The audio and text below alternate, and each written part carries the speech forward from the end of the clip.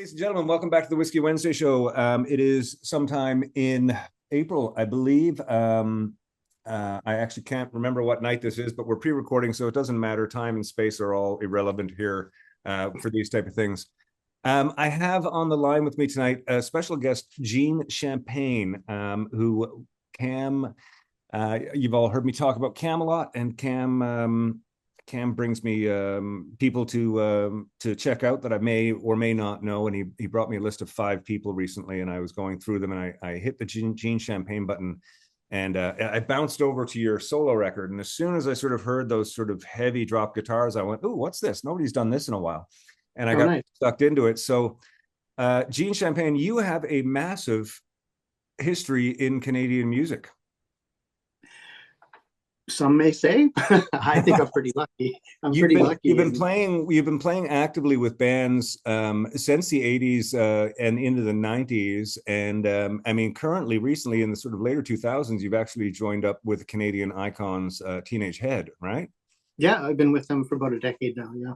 That's wild. That's just wild. Yeah. What a ride. Because I believe I met you in the early days of the Killjoys.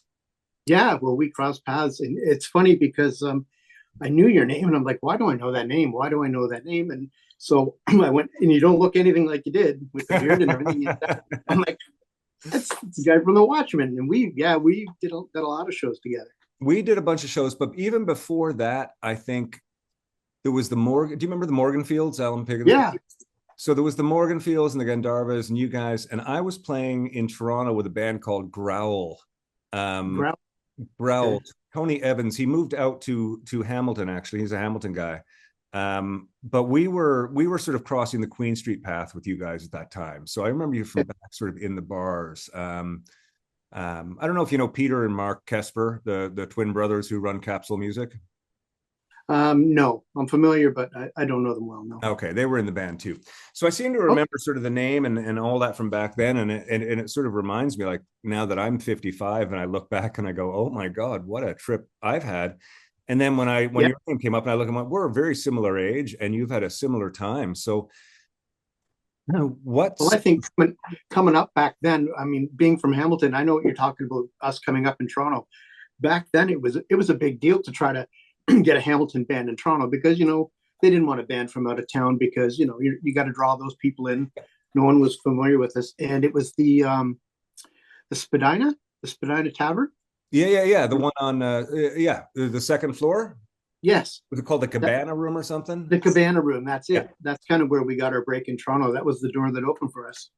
I seem to remember that because I was playing with a band called, one of my first bands in Toronto. We were called 4 Words, and we were doing like a residency at the Cameron House, and the Rheostatics were starting to play. Not the Cameron House, at the upstairs, the Cabana Room. The Rheostatics were playing there. 13 Engines, like that was a really cool little room above the Spadina Hotel on the second floor there. I'd totally forgotten about it. Now that you brought it up, all these memories. Yep, 100%. Wow, that's awesome. That really brings me back. And so that was with the Killjoys, and you guys had label success in the 90s, part of the grunge evolution, as it would be, before the modern rock took over. Yeah. How was that ride? How long did that last with the Killjoys? And I know you guys have gotten together for a show recently, haven't you? We did. I think it was last Christmas. Okay. No, last October, something like that. It was last year, October. Sorry. Okay. No, that was great. And we recorded a couple new songs because it was a reissue of our first record, Starry. It was 30 years. So we thought, well, we better do a show. So we just did a Hamilton show, kind of where it started at the Corktown. That's kind of where we came up. Mm-hmm. And we thought to take it back there. It was a lot of fun just to go back to your roots, And the Corktown is still there. What a great spot, eh? Yeah, it's still there. That's wild. It's cleaned up some, but, I played there a couple of years ago. I did a solo show there, me and young Tom Wilson's band. Anyways, yeah, that was it's the dressing room probably could have used some upkeep back then, but I think that's the way most of the clubs in the world are. True. So okay, I'm going to tell you, like, growing up, I remember and this is the weirdest thing, and I'm going to name drop here, and I apologize, but I'll name drop because it's a fun name to drop. The first time that I'd ever heard of Teenage Head, and I'm pretty certain, and I mean, I could be wrong, and he'll correct me when he sees it, but I'm pretty sure it was in grade 6. And Rick Mercer wore a Teenage Head T-shirt to school. It was his older brother's, and he got in trouble for it. And Okay.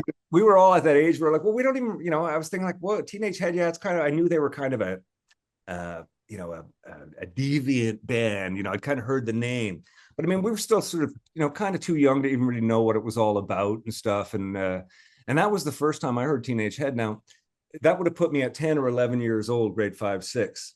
Yeah. And you're similar. I think I had the same shirt you're talking about, and my mom wouldn't let me wear that to school. So you probably did. So how is it going back and playing with a childhood idol? I had that experience getting to play with Ron Hines for a few years before he passed.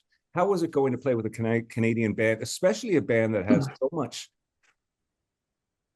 such a story? I mean, such a classic story and such a tragic story, and it's got horrible ups, but it's also got horrible downs, but it's also got fantastic ups. How is it getting into that as a person that sort of wasn't part of that generation coming in later? Well, Teenage Head was my band. It was my favorite band. When we grow up, we all have favorite bands, and you discover through a brother or a sister or a parent. And so when I found the Ramones and Teenage Head, I gravitated to that, and they were my bands. And I was from Stony Creek. I was quite young, like you, when I kind of discovered them. So I didn't really realize they were from Hamilton, which was just up the road, a bus ride away. Wow. So going downtown was like, it was like going to Hollywood, man. That's where these guys are from. And so years later, I kind of got to know Gord because he was a fan of the Killjoys, and I was a fan of his band, and we just kind of crossed paths here and there. He had good things to say about our first record, Starry. And then later on, I sort of started getting to play with him a little bit. We kind of were in a band with a guy that owned a club here, Lou Molinaro. And he kind of put together this all-star band, and I played drums and Gordy played guitar. Lou sang. And so that was my first bout with playing with Gord. And then we became really friendly. And then to move the story forward, because Teenage Head, Frank was gone, Steve was living way far away, and Gord had all these ideas. Of course, he was going through huge bouts of depression, as you know. And so he knew that I kind of had a studio or like a studio set up at home. And we talked about that. And he toyed with the idea of coming down. And then finally one day he said, so studio, do some songs. I said, please come on down. And he did. He took me up on it. And he came down and I set him up. And I put him through my old Marshall, which was a lot like his, and set him up. And I had his guitar way off. He was sitting with me and the guitar was in another room, obviously. And then he played those chords, and it was Gord coming through my speakers. It was the sound, and I just had goosebumps. And so what ended up happening is he had these songs he kind of wanted to finish, because he didn't have the luxury of having a band at that time. Because again, Frank was gone, Steve lived very far away, so this was a way for him to kind of get those things out. So we probably have an album's worth of stuff. And so I started helping him finish it. And we had some guest players come on it. We had Andy Chernoff from The Dictator played bass on it. Oh, cool. Dennis Dunaway played bass on a song. We had Jack from the Trews. He played a song. Shelley from the Killjoys played a song. And then Gord obviously played a few. And then I thought, okay, we need a vocal. So what are we going to do? I asked Dave Rave to come back into the fold. So Dave came and sang on them. Us three kind of finished these songs, and that's how that kind of happened. So then we started a Gord Lewis group with myself on drums, Dave Rave singing, Gord was playing guitar, and then we recruited Paul Cameron to play bass. Now Paul was playing bass with Gordy for Gordy's guitar nights at the Corktown. He used to have these guitar nights. Okay. Gord Lewis Songbook, he called it. And so that became a little band, and we did a few shows with the Diodes and a couple small things at the Corktown. Not the Corktown, sorry, this ain't Hollywood. Moving to Teenage Head, Jack Pedler was the drummer for many years, and they were doing a festival, and Jack fell ill. So Gord was like, oh, what are we going to do? So he knew that I knew everything anyway, so he called me up and he said, do you want to do the show with us? I only had like 2 days to get ready. And I said, yeah, I'll do it. And from there on, I stayed in the band, because Jack was very ill. I think it was going to be quite some time before he got well enough to play. Right. and just kind of stayed there. Wow, what an amazing set of circumstances that brought you to play with one of your favorite bands. Congratulations on that. You know, Oh, thank you. it's a Thank really you. fantastic thing. And I mean, also congratulations. You know, you know, when you were younger, you put your energy into bands. You've been playing drums your whole life. Now in your 50s, you've come out from, you know, behind the drum kit, so to speak, and you've started, you know, sort of singing and doing your own songs. And I imagine you're playing all kinds of different instruments as well when you're writing. You know, you're known as a multi-instrumentalist. And was it April last year? You put out the 4-song Let's Jet, Yes. what's it called? Yeah, April here, so we're coming up on a year now. Yeah, and that's a really heavy, powerful 4-song EP. Oh, thanks. Which, you know, sort of brings back it's weird, it's got that low heavy feel, sort of like the doom rock of the detuned guitars of the early 2000s, but I don't think stuff on it is totally detuned, so I'm not quite sure what you're doing there. It's standard tuning. It's standard tuning. You've all standard tuning. You've got a low end that is so thick without being muddy, because as you know from producing, that's the problem, right? Is keeping that thickness in the low end without it getting muddy. And you've done it really well. It's a great sounding record and they're great songs. Oh, thanks. That's a huge compliment. And the funny thing about that, as I was saying when I was trying to help Gord with writing these songs, that is an older record that I intended to put out quite a while ago, but I just sat on it. That was I was taking a lot of inspiration from Gord, so he would come down here and we would noodle around with his songs and try to get stuff. But I was so inspired working with him, I was kind of doing that in parallel. So when he was gone, I was working on my own stuff because I had things set up anyway. So I just kind of do my thing, and that's kind of where those songs came from. In fact, Let's Jet, the title, came from Gord telling me that was a saying Frankie used to say when it was time to go. He's like, "Let's jet." I'm like, I had this song lying around. I'm like, that's it. That's the title. And it's a cool title too. And when you've got a story like that to make it cohesive, that's really neat. Yeah, thanks. That's fucking awesome. Meant to be. Now, just recently, you put out a single, which is a little off-brand for what I can see. At the same time, as much as I think it's off-brand, I mean, you talked to me about songs like Bony Fingers and stuff. I mean, I love some of that old weird stuff. And this falls out of that category. This one is a song from the 60s by, I think it was Ohio Express, called Yummy, Yummy, Yummy. Yeah. Yeah, that's, you know, bubblegum is sort of, I love bubblegum music. It sort of leans into the whole punk thing. Yeah. And, you know, the Ramones do it very well. They take their whole vibe from bubblegum, I think. Same with Joan Jett.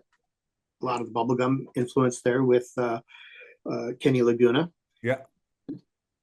It's sort of a bucket list song. I've always wanted to do it. I always heard it that way. It's always got that heavy backbeat. I heard it really stripped down, and I said, well, you know what? I'm in between records. That's a good idea to just kind of get something done. And I just wanted to do it for me, but it turned out well. It turned out really cool. And for me, it was a real good sort of, I mean, I remember the song from when I was a kid. I mean, I wasn't around when the song was out, but I was a child when it was being played by my parents and stuff. So I remember it well. And it brought back that real cool nostalgia for, you know, somebody my age. And I'm sure it's going to sort of resonate with the rock people that have been following you as well. It's still pretty rocking. It's just not it doesn't have the same, well, it's a serious pop tune. And like you say, yeah, I mean, punk rock does bring a lot from that. You know, you're absolutely right. Some of my favorite punk bands, if you were to turn down the distortion, it would be a pure beautiful pop tune, and if you could harmonize the vocals correctly as well.